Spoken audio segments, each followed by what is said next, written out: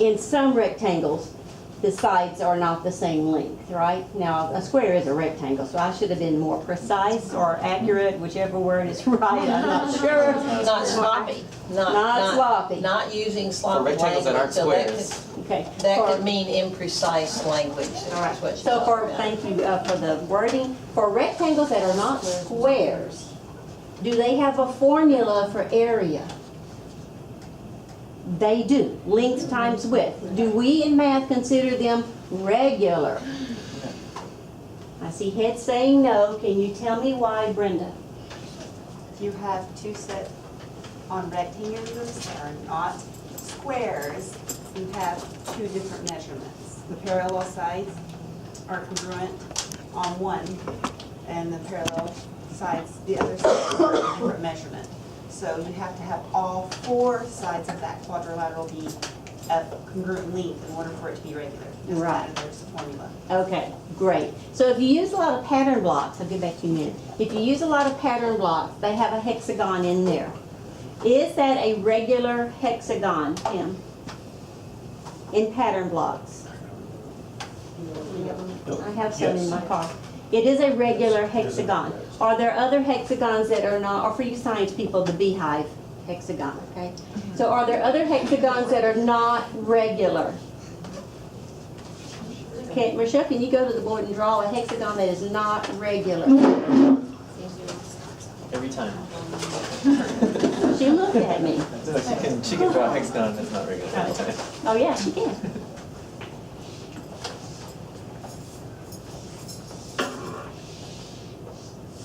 Is that a hexagon? Yes. 1, 2, It's a diamond 3, pattern. 4, 5, 6. So that's a hexagon? Yes. Actually, what's the definition of a hexagon?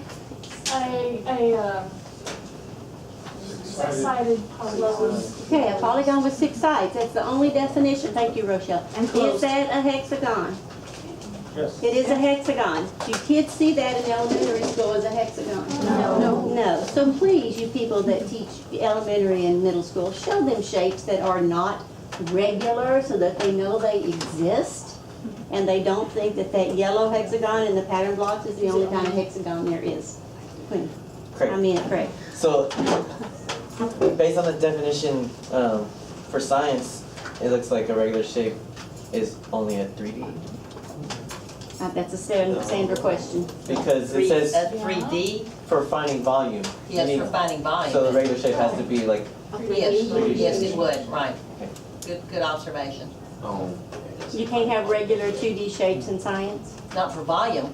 That'll be for anything, Yeah, Yeah. as long as they have a yeah, but formula. we don't use, I can't think of when we would ever use the term regular shape for anything except volume. Because science is real world and the real world is 3D. That's a good explanation. yeah, like that.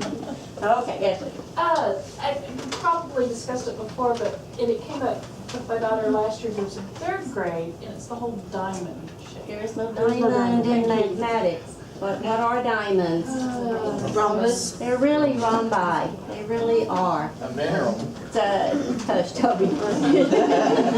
It's a quadrilateral with 4 congruent sides. The angles are not congruent. Opposite angles are, but all 4 angles are not. So that is a rhombus. Rhombi is plural. That's a rhombus. It's not called a diamond, and I have seen that in textbooks, and I just cringe. It is not called a diamond. Really lower grades still. Kids, It's a kite, though. They're under, it's different. kites are different. Well, yeah, but I mean, I think of the It, shorter, yeah. it could be a special kite. Right, but that's what they're calling a diamond. No, No. no, It's a square leaning over. Yeah, it's a rotated square. yeah. That's a square. Yeah, it's an oblique square. I was adamant with my second graders this year that we do not have diamonds in math. No, we do not have diamonds in math. We have them on our fingers, we have them in our ears, we do not have them in In math. our ears. Any others? Okay, At any rate, the kind of conversation you heard today is the kind of conversation that should occur with you and your partner, between you and your partner. These kind of differences and similarities between math and science. And how, think about a student an native English speaking student, how confusing it is if we are not speaking the same language, or I'm gonna go back to Dr. Browning's sloppy language example that I'm sure she deliberately threw in, so we would have it as a topic of discussion. Right. When we provide incomplete information. And we're gonna come back to that when we do some debriefing too. But Wait, many times I have asked y'all questions when she said when one is part of the other or something, and I had her restate it, that because it was incomplete information. So you have to be really careful about that. It's easy to slip up.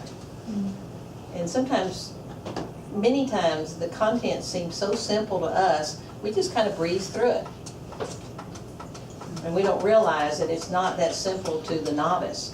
I mean, even me as a science person, when I'm listening very carefully to Dr. Browning's instruction so I can learn, it's not that simple to me. It's new information. It's not necessarily hard, but it's certainly new. In some cases, I am having to wrestle with it because it's different from what I knew or what I learned or what I heard.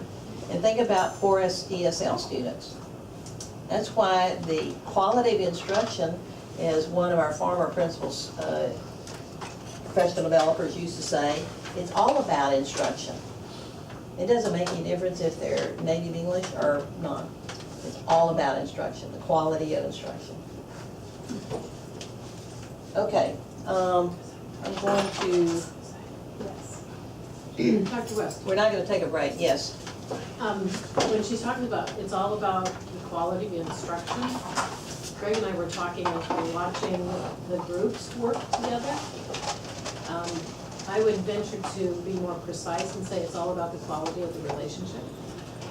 Because it starts with the relationship. If you watch two Sandras work together and discuss and disagree, for kids to watch that happen is absolutely critical.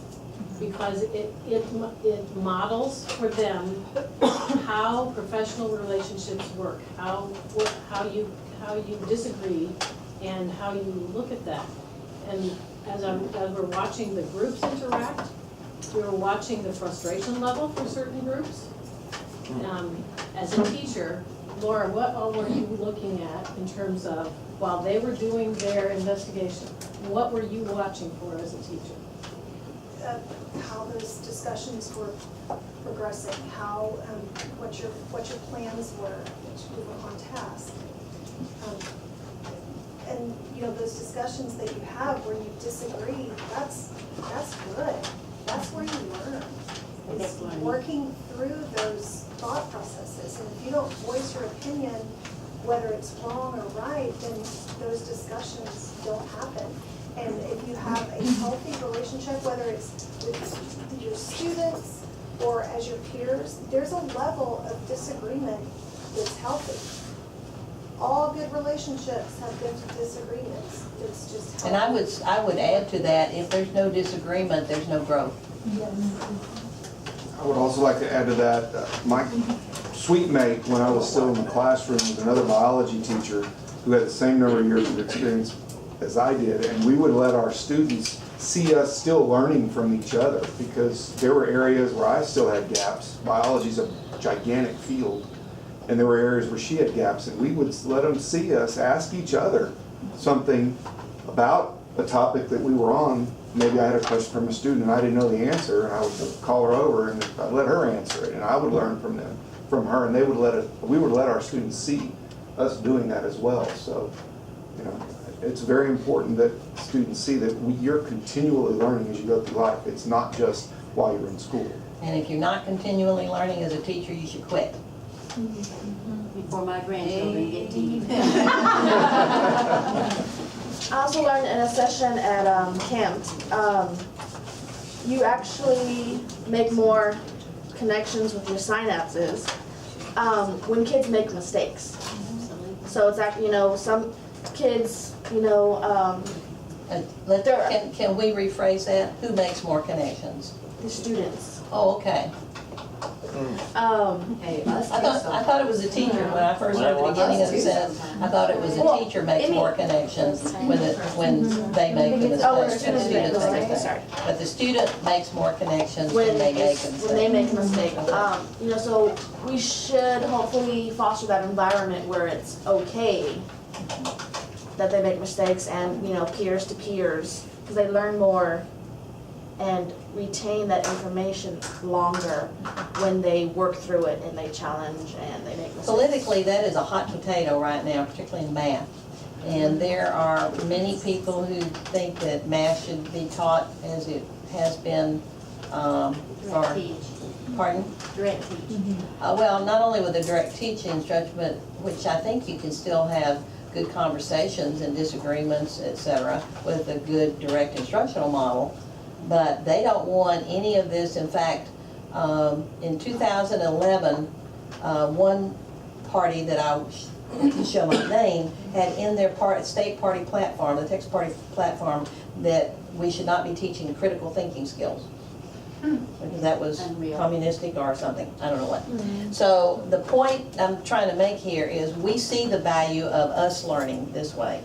And, you know, Denise loves to see me and Brownie disagree about something because she sits back and just watches and enjoys it. Laughs at us. But, yeah, she laughs at us a lot. But we learn a lot from each other, and we still do. And, you know, you'll see us having these kind of discussions in front of you, which are normal to us. And we hope it's normal with you, that you will agree, but, I mean, you will disagree, but as Stephen Covey says, agreeably. So this past year was my first year teaching the same prep, like over and over. And so I would see some of the mistakes that some of the kids would make, and I would change it so they wouldn't do that. But I noticed that the kids that were making the mistakes, those classes did a lot more learning. So I kind of didn't want to, you know, fix it before, you know, because of that. Good point. You know, You did so- your own action research. That's good, that's good. One more addition to all of this. The number one teaching strategy is feedback. If you look at feedback, that's a relationship, it's a conversation, it's disagreeing, it's all of that kind of stuff. And how do, like, the depth of their friendship and their professional relationship creates an unbelievable level of feedback between them as well as us being able to watch it. How as teachers then, do we develop that same kind of depth of relationship so that the feedback can be that strong and positive and support learning? That was a question, right? It Yeah. was. And when we get to the debrief part in a bit, we're gonna get back into that. Oh, that's good. Jen said she didn't hear that, and I'd like to say, Like that little, like. when you are answering a question, please speak up, because in the back, we cannot hear. I couldn't hear the first part of Candace's answer early on, and then when she turned around, we could hear it in the back. So if you're a softly spoken person, please speak up so that all of us can hear. We're gonna come back to that, Jen, you didn't miss it. And I know you heard, don't worry, I feel your pain, so.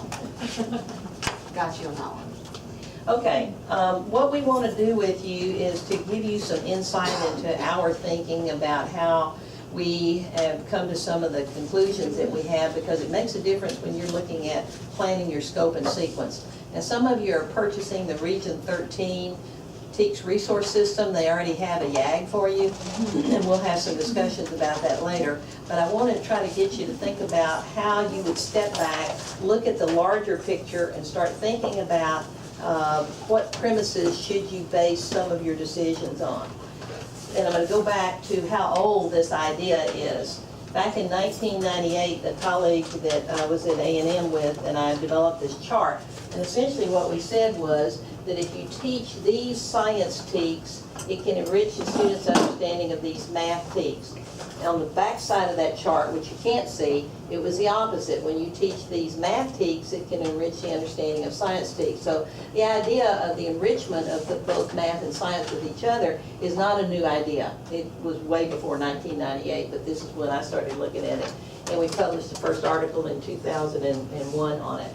And then we got, in 1993, we got this grant that wasn't called Mix It Up at that point. In 1993, it was a grade 6 through 8 module, and the Governor Perry at that point said, we're going to improve science and we're going to have in math. So they gave grants out for 6 math modules developed and 6 science modules developed. And the College of Ed came to me and said, let's do a science one. And I said, no, I don't want to do that. That's too much work. And they said, oh, yes, let's do it. And so I said, okay, but I'm going to do it my way. This is what I'm thinking. And so it looks to me like that we should look at systems thinking. So this was a proposal based on grade 6 and 7 module on systems and systems thinking and analyzing. So I divided it into non-living systems and living systems, which, simple, kind of, makes some kind of sense if you would. So we developed this whole module that actually is online, or parts of it I know are online. We're going to try to find the rest of it. It was on the old biology server. So what we had was lesson plans and PowerPoints that you could download in all 4 of the disciplines. This is what one of the geology lessons looked like. So this was the Earth Science Unit lesson on properties of minerals, and this was lesson 2, the exploration for lesson 2. So we have pictures of what the lab setup looked like, so it make it easier for teachers to copy it.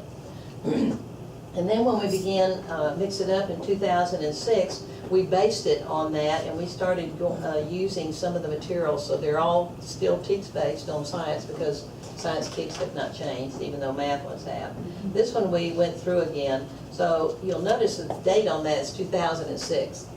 So our goals have not changed since 2006. The way we do it, though, has changed. We know that there are teachers that integrate science and math. Some math teachers use science to make it interesting, they've told me. Other science teachers always use math, particularly in middle school and up. I mean, it's just natural that we do that. And even to teach or explain a concept, if I'm teaching photosynthesis, I use the equation for it. To me, it just makes sense by using the math in that equation to explain it. But there's not very much research that says it's a good way to do it. There are a few small studies, and they only show improvement in math scores, which is kind of interesting. So Browning and I came up with this model, so you can teach math, and PD means teacher training, professional development. So this is not in the classroom. We don't expect teachers to be able to team teach in the classroom. I like it, but it's hard to do logistically and a lot of other reasons. But anyway, you can have pure math professional development, pure science professional development. You can have math with a little science or science with a little math. But we have this one that we've developed that has these 7 components to it. There's Browning when she used to have darker hair. There's Wes when she had the same color that her hairdresser had for her back then. We had a number of courses. We had science-led courses. We had space science. This is Russell, who's the astronomer and the physics instructor. And we initially had correlated math, for example, correlated geometry in science. But we team teach it, so we've got a math specialist and we've got a physics specialist in this case. They have at least a master's degree in that content area, which is what we think that you have to be able to do this kind of training. And of course it was for the teams of teachers and their principals. We already went through that.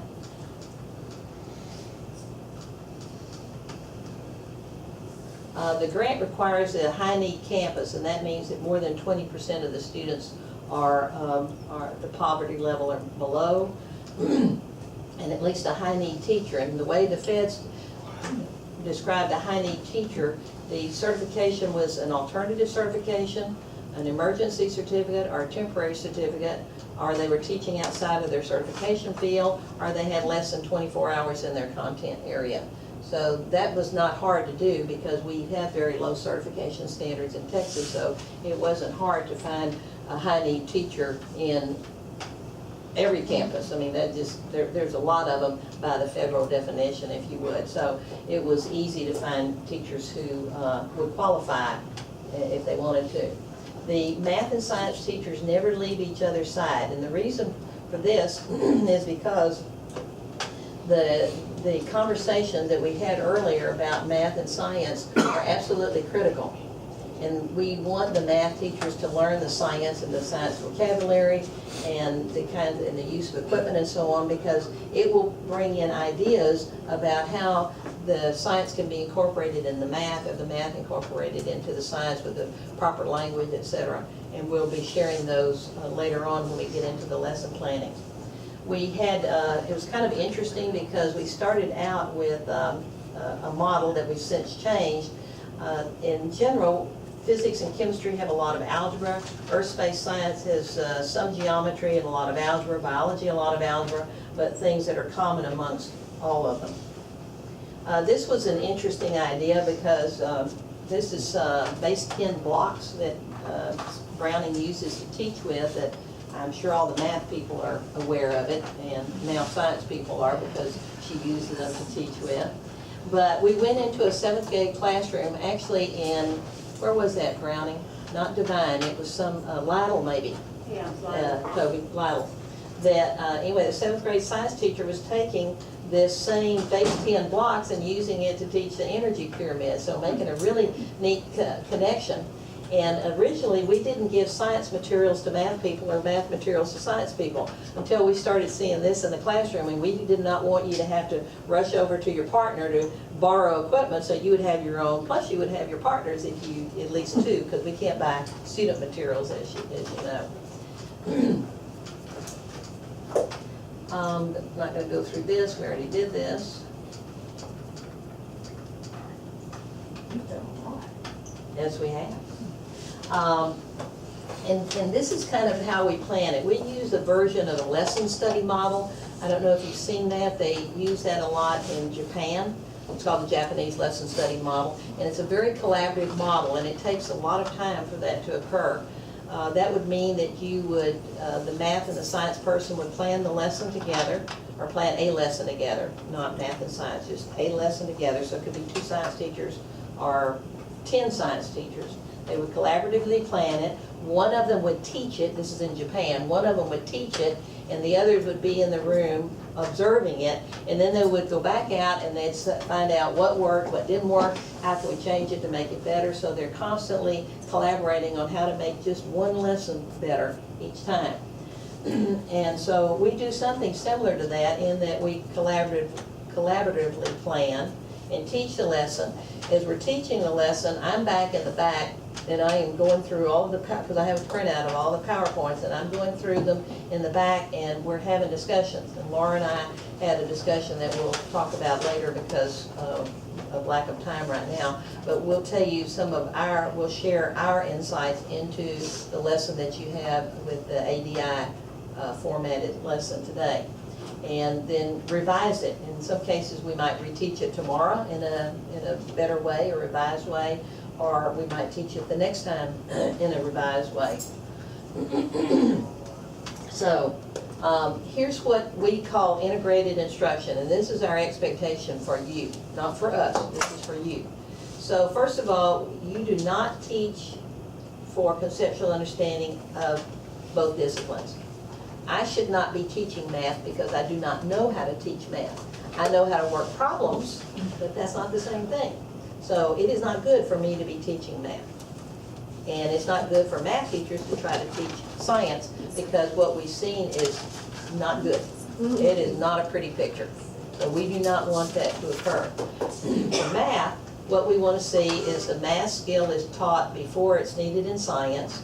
For math teachers to use science content or real world or natural phenomena, use science equipment, as you just saw the science teacher using the math equipment, to analyze science data. So maybe that doesn't occur in the science classroom, it occurs in the math classroom, and then there's discussion back in the science classroom about that. Referencing relevant science experiences, that the students had. So yesterday in science, you learned so-and-so, you did such and such lab, and this is the math that you're going to use tomorrow in science to analyze your data. So just a reference, just a verbal reference is what we are defining as integrating science and math. Using the proper science language and identifying any confusing language. For science, it's very similar. Use math to teach science after the math skill is learned in the math class, and that's where we're going to be looking at the horizontal alignment between your math scope and sequence, or your math YAG and your science YAG. Now, y'all, Austin, Pam, y'all are using Austin AISDs, or are they using Region 13's scope and sequence? They're using AIs. So your own? Yes. And that's typical with big districts, they'll come up with their own, although it may be very similar to something else. So, to be aware of the proper math pedagogy, no math tricks, no shortcuts, and we'll get into more details about that. Science is very bad about that. We are very bad about that. And that undermines the math understanding by students at the conceptual level to teach tricks and sometimes mnemonics. So we've had a lot, Candace and I have had some extended conversations that we'll share with you later about the use of mnemonics, whether or not it's a trick or not. Using math manipulatives, using the proper math language, vocabulary words, referencing a student math experience, and again, identifying any confusing language with it. Now, the first course that we did, or the training that we did, was in physics, and we started out with motion. And so here's a sample of what we did, how we planned it. And this was a 5E, but it was kind of a big 5E. It was, over 4 or 5 hours. It was not just a 45-minute lesson. So the first thing we did is the math instructor had some instruction on ordered pair activity. I don't know, Brandy, maybe you can help out. I don't know if that would be a direct instructional model or an inquiry. No, we did not do it directly. No, not when you did it, when we did it early on. Well, So, I don't yeah. know, I wasn't here in 2000. But at any rate, so this is a math topic. And then the next math topic was developing an understanding of rectangular coordinate plane, the real number system, and an absolute value. Then we did an exploration. And notice there's an explanation up here after this one. So a 5E is not necessarily a 5E. I like a 6E personally, in general. We have an article about somebody else who likes a 7E. So remember, these are principles, they're not laws. So you have to put the tools in your, in your quiver, your arrows in your quiver, so you know which one to pull out for what the students need. And then in the explanation, we had both instructors of science and the math working with the students or the teachers to develop an understanding of relationships among distance, displacement, rectangular coordinate plane, and position. So we had both science and math instructions during this time in conversations. And then in the elaboration, developing an understanding of point and frame of reference, the distance formula. Point and frame of reference is physics. Distance formula and real number system and absolute value are more toward the math side, even though we use the math in the physics. And we had both instructors with that, and then the evaluation, we had some comprehensive problem solving in math and physics. So this was our idea of what an inquiry lesson might look like, or unit even, if you would, because it lasted, as I said, 4 or 5 hours with it. Now, we're going to start the debriefing, and Dr. Browning, you want to address the first one there? You're the one that mentioned it. We're sitting back there, we're taking notes on the things that we're seeing. We're watching you guys. Yeah, We're well, learning a lot. we were listening to your conversations, and I know I tell you I can't hear, but I can really hear quite well. And so one group, and I think it was on that table over there, they were discussing something, and one of the people in the group asked a question, and another one said, we did this because, and was explaining it, and that was just a really good way to interact with your peers. You didn't ignore the question, we did this because, and then they went on. That's all I remember. Well, it goes back to that precision of language, or the sloppy language. So I think it's important for us to model for students with our own language, but it's also important for them to learn to speak with less precise language. There have been a couple of times when I've talked to two of my bosses and they said, what is there and what is what? You know, so I've got this train of thought going and I'm walking up to them and I'm talking in the middle of my train of thought and they haven't had the experience of what I thought beforehand and they didn't know what those pronouns meant. And so as adults, we also have to speak with more of precision in our language. Pronouns are bad. Yeah, pronouns. And so oftentimes you'll be asked to rephrase something and the expectation is to rephrase it in a more precise language. Again, us practicing, so we do that with our students. We also had a conversation about the difference between a presentation and a lesson. My students are not allowed to call their lessons presentations because it's not about this. It's about students learning and participating, etc. But the PowerPoint on the computer, that's what they call PowerPoint. They call them presentations. So we had a little bit of discussion about that. We had some discussion about experiment versus investigation, so I'm not going to go into that anymore. I will have a more in-depth session with you about the 3 types of science investigations. And then collaboration. We had some discussion about collaboration when we were watching y'all. And the kind of questions we were asking ourselves about your groups was, who's doing the work? Is it only one person doing the work? Is everybody doing some of the work? Who's doing all the talking? Or is everybody doing some talking? And not just one person. Who's asking questions? That's very important, is to ask questions. In fact, if you haven't noticed yet, those of you who are new, the ones who are veterans know exactly where we're going with this. If you watch Browning, you will notice she rarely answers a question. It's mostly asking a question. And that is great modeling for all of us. And then, I forgot what investigation was up there, probably up there for experiment investigation. So as far as as a debriefing, we've tried to explain some of the things that we did that were incorrect, in case you didn't notice, and how we think they should be done more correctly. And whenever you have your input this afternoon about what you liked and you didn't like, you might note some of those things that we might want to work on for ourselves and with you guys. So that's the time for you to have also some input.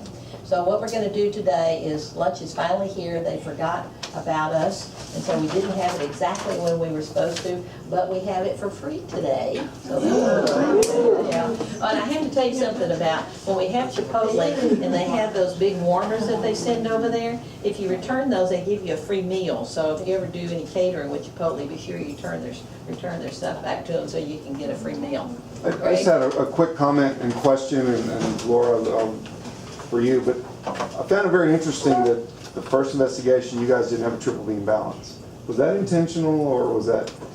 Oh, it was totally intentional. Okay. But what I found interesting was y'all completed the activity without it. We And rocked it. you approached it, you approached it completely differently. But what I noticed was when the conversation was going up here, there was a high level of frustration. Yes. Is that something that, I mean, do you think they got where you wanted them to get doing the activity the way they did it? Was that a better way to do it, or I was just curious because they were a couple of them were extremely frustrated. Yeah, I understand. And I don't know, I mean, would it have made a difference if nobody had triple B balances? And so it wasn't like, well, they got this stuff and we didn't? Or was it? I think it was just the confusion of the wording of claim versus hypothesis, and all of us kind of just two not knowing, and the other two of us wrapping our heads around exactly what was needed, and then trying to figure out how do we guide the two that have no idea what we're talking about and have been lost since the beginning. I understand, and I think that in the future, were I redoing this, I'd get rid of the triple beam balances, and the supplies that I gave you would have more difference in their densities, so that when you do observe them with comparing that you could tell? Because if you're comparing the same volume of 50% alcohol and 70% alcohol, I don't think you're gonna be able to tell a huge difference in their masses. Could you use like a double pan balance instead of a triple B? And that would work really well for like fifth grade and lower, because they've seen that this way's work. So once you introduce mass into it, you're going to get to calculated density. And that's not, so it seemed to me that this lesson combined relative density with calculated density, and that violates the one concept per lesson and perhaps thus the confusion. But confusion is not necessarily bad. One of the things we know in cognitive sciences is if there's something to learn, then we learn it better if we're in the cognitive imbalance. You know what they tell old people to do to keep their brains going? What are some of the recommendations? Standing on 1 foot or something? Learn something new, something different you've never done before, a foreign language or a new game, and because that puts us in that cognitive imbalance and makes us learn more than if we keep doing the same things over and over again. Toby? I think our two math teachers actually were at a very concrete level for them to learn about density without using the term density. So, you know, as we talk about start at a certain level, that's where they were at. And I thought they did an exceptionally great job by using what past knowledge and experience that they do have of looking back at things that they've done without using the term density. They knew they had approximately the same volumes, and they started manipulating things around. And in relative density, there's, of course, no math, but it's one is relative to the other, kind of like the conversation that Browning had with you earlier. So is one lighter or heavier, and that's actually all you need to know. Laura and I are going to have some conversations about that in the class later on with you. Okay, let's go eat lunch. I just want to ask Pam, and it's Kim, right? Yes. So, at the end of all of this, after you were frustrated, how are you now? Best friends. I mean, in terms of working with that group, how was that experience overall? Well, it made me learn, it helped me learn how the kids feel when they're learning their math. And I went to training here and someplace else, and they said, don't give them the answers. And that is so hard, and he and I were both getting frustrated because we're like asking them, and they won't. They're not giving me answers. They're not telling me. They're giving me more questions than I And already then they're, know. well, why do you think? I don't know. That's why I'm asking you. So it was like, And trying to find different questions and different things for them to relate the concept to help them come to what we already knew. and how. And I can see from this side how frustrated she gets with me when she's trying to explain math to me. Like, I don't know why you don't get it, it's right here.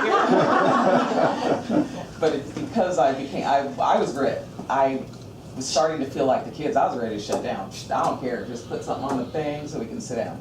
And that's kind of where my brain was going because I was so frustrated. But that's where that scaffolding comes in, that you've got to scaffold the questions so that they are capable of getting there. Okay, let's go eat lunch, third floor.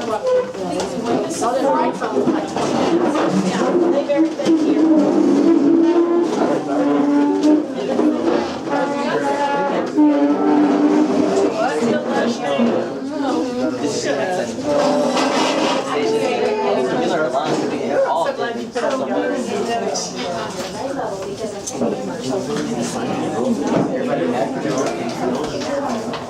Unless you did it secretly. Yes, sir, you can leave everything here.